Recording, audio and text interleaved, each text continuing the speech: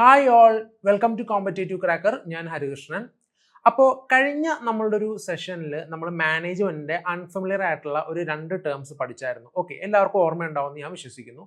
അപ്പോൾ ഇത്തവണയും നമ്മൾ ഒരു 2 അൺഫെമിലിയർ ആയിട്ടുള്ള ടേംസ് നമ്മൾ പഠിക്കാൻ പോവുകയാണ്. എല്ലാവർക്കും അൺഫെമിലിയർ ആണെന്ന് ഞാൻ പറയില്ല, പക്ഷെ കുറെ പേർക്ക് അറിയായിരിക്കും, കുറെ പേർക്ക് അറിയില്ലായിരിക്കും. ഓക്കെ, എന്നാലും let's get on with it.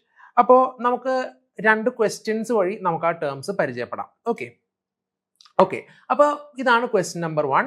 An interviewer rates a candidate as highly competent in all aspects merely because the candidate has excellent communication skills.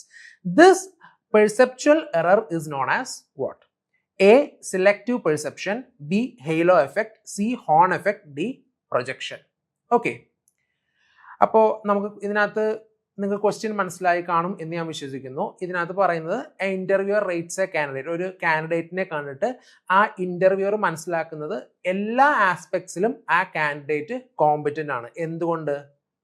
ആ ഒരു കാൻഡിഡേറ്റ് നല്ല കമ്മ്യൂണിക്കേഷൻ സ്കില്ലുള്ളതുകൊണ്ട്, എക്സെപ്ഷണൽ കമ്മ്യൂണിക്കേഷൻ സ്കില്ലുള്ളത് കൊണ്ട് എല്ലാ ആസ്പെക്ട്സിലും ആ കാൻഡിഡേറ്റ് മിടുക്കനാണെന്ന് ആ ഇന്റർവ്യൂവർ റേറ്റ് ചെയ്യാണ്. ശരിക്കും അതൊരു പെർസെപ്ച്വൽ എറർ ആണ്.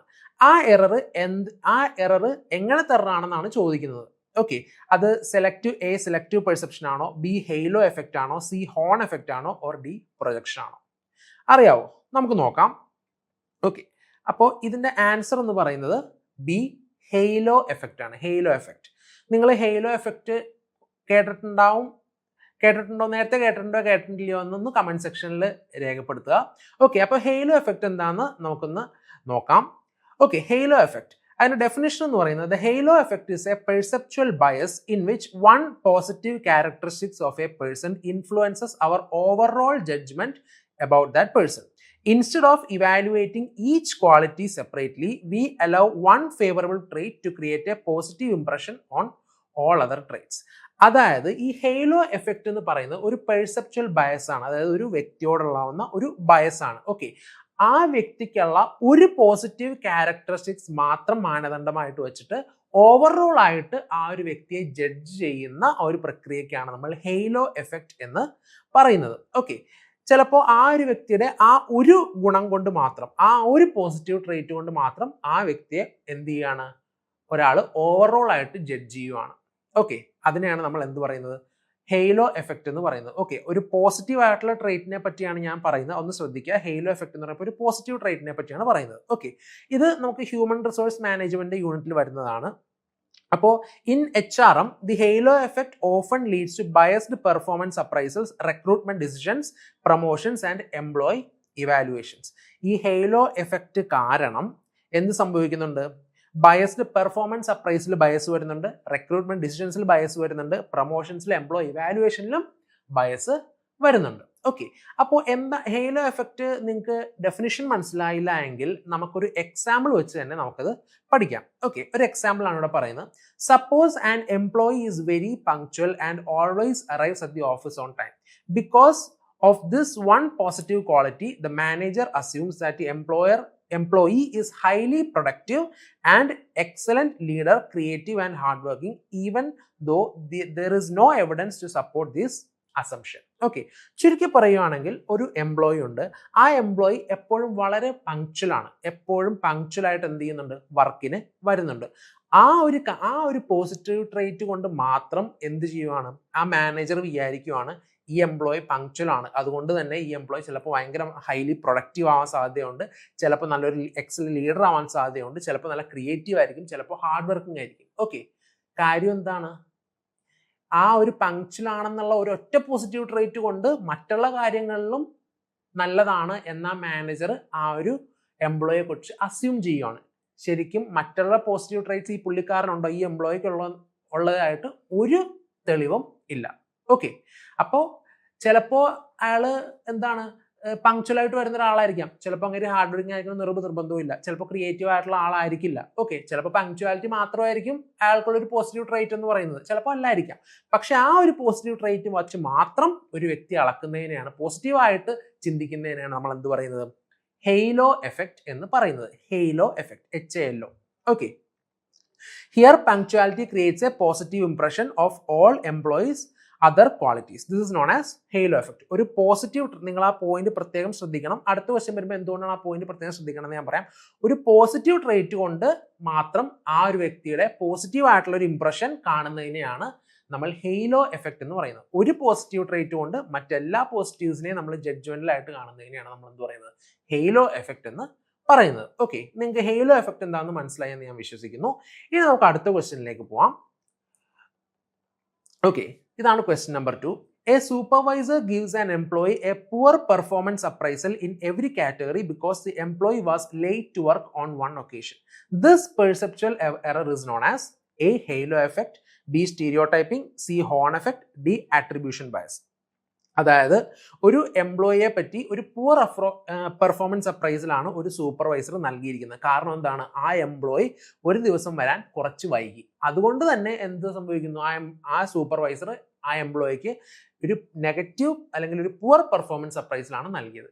ഇത് എന്തുകൊണ്ടാണ്? ഈ പെർസെപ്ച്വൽ എററിനെ നമ്മൾ എന്താണ് വിളിക്കുക? ഹെയ്ലോ എഫക്റ്റ് ആണോ, സ്റ്റീരിയോടൈപ്പിംഗ് ആണോ, ഹോൺ എഫക്റ്റ് ആണോ, അതോ ആട്രിബ്യൂഷൻ ബയസ് ആണോ?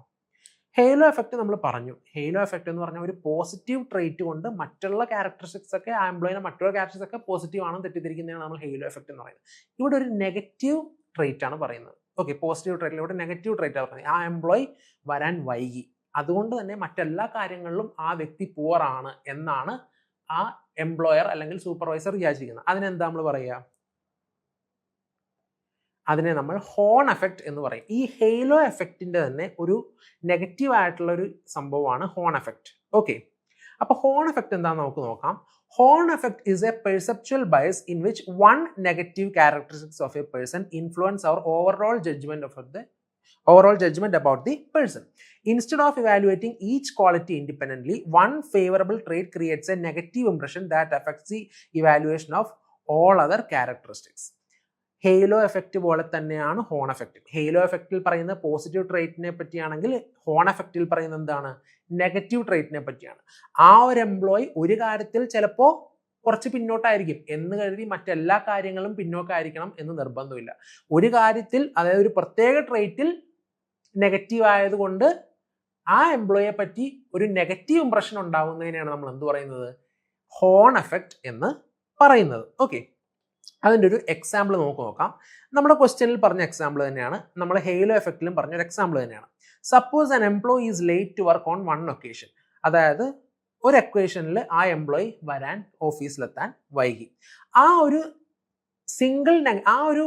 സിംഗിൾ നെഗറ്റീവ് ഇൻസിഡന്റ് കൊണ്ട് തന്നെ മാനേജർ അസ്യൂം ചെയ്യാണ് എന്ത്, ഈ എംപ്ലോയി കെയർലെസ് ആണ്, ഈ എംപ്ലോയി വൈകിയാണ് അന്നത്തെ ദിവസം വന്നത്, അപ്പൊ അതുകൊണ്ട് തന്നെ ഈ എംപ്ലോയി കെയർലെസ് ആണ്, അൺപ്രൊഡക്റ്റീവ് ആണ്, ഇറസ്പോൺസിബിൾ ആണ്, ഒരു പുവർ ടീം പ്ലെയർ ആണ് എന്ന ഒരു ജഡ്ജ്മെന്റിലേക്ക് ആ മാനേജർ എത്തുന്നതിനെയാണ് നമ്മൾ എന്ത് പറയുന്നത്?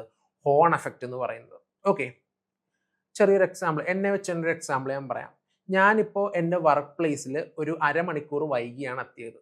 ഓക്കെ, അരമണിക്കൂർ വൈകി എത്തിയത് കൊണ്ട് ഞാനൊരു പുതിയ ജോയിനിയാണെന്ന് വിചാരിക്കുക. ഞാൻ എൻ്റെ വർക്ക് പ്ലേസിൽ, ഞാൻ ഓഫീസിൽ അരമണിക്കൂർ വൈകിയാണ് എത്തിയത്.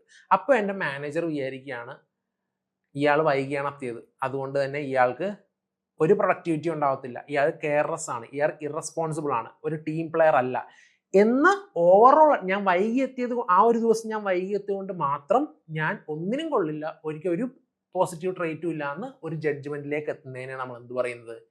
ഹോൺ എഫക്റ്റ് എന്ന് പറയുന്നത്. ഓക്കെ, അപ്പോൾ ഈ ഹെയ്ലോ എഫക്റ്റിന്റെ തന്നെ ഒരു നെഗറ്റീവ് ആയിട്ടുള്ള ഒരു ഇമ്പാക്റ്റ് ആണ് ഹോൺ എഫക്റ്റ് എന്ന് പറയുന്നത്. രണ്ടും ഓപ്പോസിറ്റ് ആണെന്ന് പറയാം. ഓക്കെ, അപ്പൊ നിങ്ങൾക്ക് ഹോൺ എഫക്റ്റും ഹെയ്ലോ എഫക്റ്റും എന്താണെന്ന് മനസ്സിലായി എന്ന് ഞാൻ വിശ്വസിക്കുന്നു. ഓക്കെ, അപ്പോൾ ഇതേപോലുള്ള അൺഫെമിലിയർ ടേംസുമായിട്ട് നമുക്ക് ഇനിയും കാണാം. അതിനു മുമ്പ് നമ്മളുടെ കോമ്പറ്റേറ്റീവ് ക്രാക്കറിന്റെ 150 ഡേയ്സിന്റെ JRF ബാച്ച് സ്റ്റാർട്ട് ചെയ്തിരിക്കുകയാണ്, ലോങ് ബാച്ച് സ്റ്റാർട്ട് ചെയ്തിരിക്കുകയാണ്. അപ്പോൾ നിങ്ങൾക്കറിയാം, നമുക്ക് JRF എന്ന് പറയുന്ന സ്വപ്നം നമ്മൾ ഒരു കുറച്ച് ദിവസം പഠിച്ചു കഴിഞ്ഞിട്ടുണ്ടെങ്കിൽ നമുക്ക് JRF നെറ്റോ ഒന്നും ക്രാക്ക് ചെയ്യാൻ സാധിക്കില്ല, അല്ലേ? അതിന് നമുക്ക് കുറച്ച് മാസം എടുത്തിട്ടുള്ള കുറച്ച് എഫേർട്സും കാര്യങ്ങളൊക്കെ നമുക്ക് നിർബന്ധമാണ്.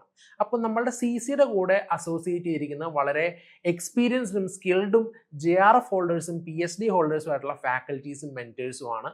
അപ്പം ഞങ്ങളുടെ കോൺസ്റ്റന്റ് ആയിട്ടുള്ള ഹെൽപ്പ് നിങ്ങൾക്ക് ഉണ്ടാവും. അപ്പോൾ നിങ്ങൾ ഇതുവരെ ഞങ്ങളുടെ ബാച്ചിൽ നെറ്റിന്റെ ലോങ് ബാച്ചിൽ നിങ്ങൾ ജോയിൻ ചെയ്തിട്ടില്ല എങ്കിൽ എത്രയും വേഗം ജോയിൻ ചെയ്യുക.